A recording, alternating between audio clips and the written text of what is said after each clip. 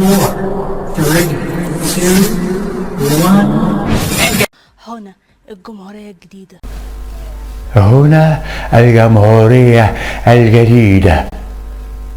هنا الجمهورية الجديدة. هنا الجمهورية الجديدة. هنا الجمهورية الجديدة. هنا الجمهورية الجديدة. رأيك في العاصمة الإدارية الجديدة؟ العاصمة الإدارية الجديدة دولة. يا سلام، دولة جميلة، دولة. ما تيجي ناخد جولة. بقول لكم ايه، المشهد ده مش عاجبني برضه يا جماعة. انا عايز احساس اكتر من كده يا منى. اديني اكتر، وانت كمان يا استاذ اديني اكتر. يلا اكشن. الجمهورية الجديدة تاني مرة. رأيك في العاصمة الإدارية الجديدة؟ العاصمة الإدارية الجديدة دولة. ما تيجي هنا خد فكرة، ده انا بالنسبة لك بص. يا سلام، ايه الحلاوه دي، ايه التجلي ده. مين دول يا جماعه؟ دي ماجدة الصباحي فيلم المراهقات، ومين ده؟ الباشمهندس شكر سرحان. مين دول يا جماعه؟ مين دول؟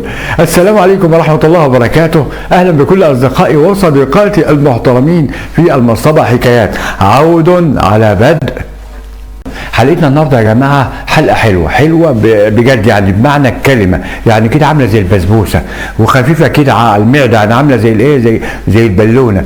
حلقتنا النهارده يا جماعه عن المذيعه الشتويه الدفايه منى العمده، مذيعة قناة النهار الفضائية بالتلفزيون المصري، واللي خبر وقفها عن القناة ووقف برنامجها الجمهورية الجديدة بكل اللي فيهم، مصورين ومعدين ومخرجين. اتصدر السوشيال ميديا اليومين اللي فاتوا، وكمان بقى ترند.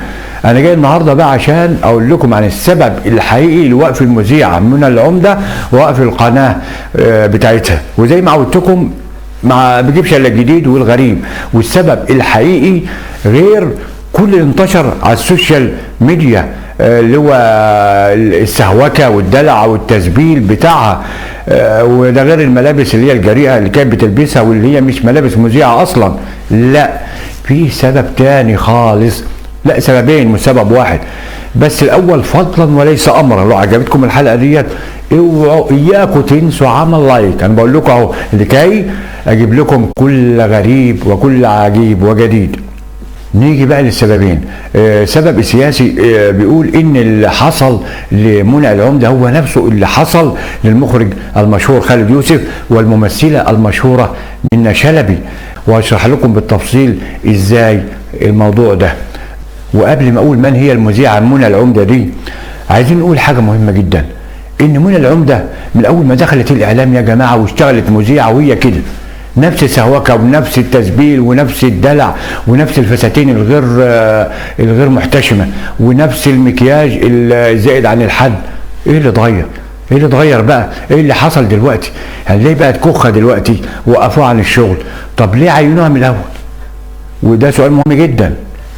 يعني هي ظهرت فجأة ووصلت بسرعة الصاروخ وبقت مذيعة، وهي أصلا خريجة صيدلة وعملت أستاذة بتدرس مادة الكيمياء، وفجأة وبقدرة قادر ما تعرفش إيه اللي حدفها على الإعلام، وبقت إعلامية، وكمان مثلت في بعض الأعمال الفنية.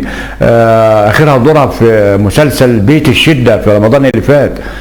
ومن الواضح يا جماعة إن منى العمدة بتقلد عذراء الشاشة العربية الممثلة ماجدة الصباحي. دي كانت قبل ما تتجوز الفنان إيهاب نافع اللي كان طيار، واللي اتجوز بعدها كتير. كان منهم زوجة الجاسوس المصري الشهير رأفت الهجان بعد وفاته طبعا، واللي كان الفنان محمود عبد العزيز قايم بدوره في مسلسل رأفت الهجان. ومنى العمدة لها أكتر من حساب على الفيسبوك، حساب على تويتر، حساب على الانستجرام، على التيك توك. لكن التيك توك حساب عليه هو اللي شهرها كتير، يعني قدمت عليه حاجات كتير عن حياتها الخاصه وحياتها العائليه وحاجات كوميديه كمان. انما قصتها الحلقه بتاعت اللي حكت قصتها مع جوزها اللي كانت بتقول فيه كانت تعبانه، وطلعت على التيك توك كانت تعبانه شويه وراحت المستشفى، وبعد ما خرجت من المستشفى وروحت البيت لقيت جوزها سارق فلوسها وسارق كل حاجه وسارق كل حاجه في البيت. لا وايه، وراح كمان شهر بقى فضحها على مواقع التواصل الاجتماعي، وقالت ان دي مش اول مره يسرقها، وما رضتش تبلغ عنه ولا تعمل حاجه علشان حفاظا على اولادها وحفاظا على سمعه زوجها. الحقيقه ان احنا لحد دلوقتي لا عارفين لها زوج ولا اولاد، ولا حتى عارفين عمرها. بس هي شكلها كده بتلعب في الثلاثينات، 30 31 32. اما زوجها اتحدى انها لو هي متجوزه تقول على اسم جوزها، لان كده لا شكلها متجوزه ولا مع عيال. وعلى فكره يا جماعه، موضوع السهوكه والدلع والتزوير ده موضوع عندنا من زمان قوي، قديم يعني، ومشهور جدا، وخصوصا في الوسط الفني. مثلا كان عندنا الفنانه برلانت عبد الحميد وحكايتها مع المشير عبد الحكيم عامر. وبرلانت عبد الحميد دي اللي كانت بتمثل في فيلم ريا وسكينه وفيلم طاقية الإخفاء بتاع منعم ابراهيم. وبرلانت عبد الحميد وقعت المشير عبد الحكيم عامر في حبها ازاي؟ راحت مره تعمل حديث صحفي معاه، وهي بتعمل حديث معاه بقى وبتتكلم معاه، حضرتك سيادتك، مع شويه دلع وسهوكه، على طول المشير سخسخ وفرفر واتجوزوا في نفس الشهر. والممثله مع صبري برضه مع علي شفيق مساعد المشير عبد الحكيم عامر، برضه نظره وتسبيله على شويه دلع لحد ما خلته يسلم ويتجوزها. ده في الجوازات. في الطلاق بقى، كان الفنان احمد رمزي سبب في طلاق المذيعه المشهوره ليلى رستم، وما ادراك ما ليلى رستم. كانت اشهر مذيعات مصر والعالم العربي في فتره الستينات. دي اللي يبقى عمها اخوها لازم الفنان الكبير زكي رستم، وهي من اول مذيعات اللي اتخرجوا من الجامعه الامريكيه في القاهره قسم اعلام، وكان لها برنامج شهير جدا جدا اسمه نجمك المفضل، واللي استضافت فيه عدد كبير من المشاهير. استضافتهم فن ثقافه سياسه، منهم عميد الادب العربي طه حسين ومحمد عبد الوهاب وفاتن حمامه وفريد الاطرش وعبد الحليم حافظ.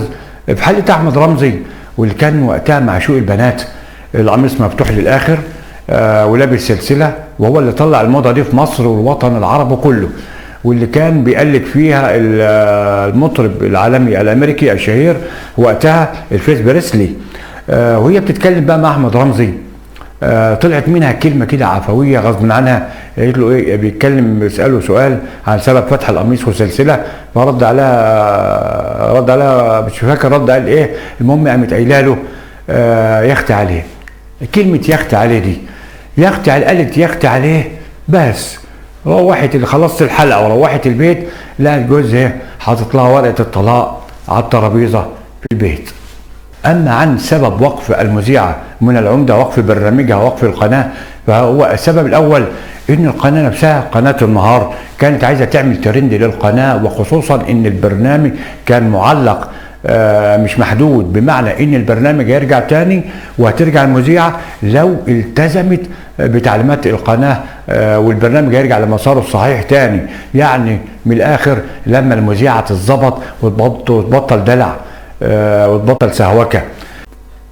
اما السبب الثاني فهو ان في شخصيه سياسيه مسؤوله ورفيعه المستوى، وطبعا شخصيه نسائيه، واحده ست، هي اللي اتصلت تليفونيا بالقناه وامرت بمنع المذيعه وقف البرنامج.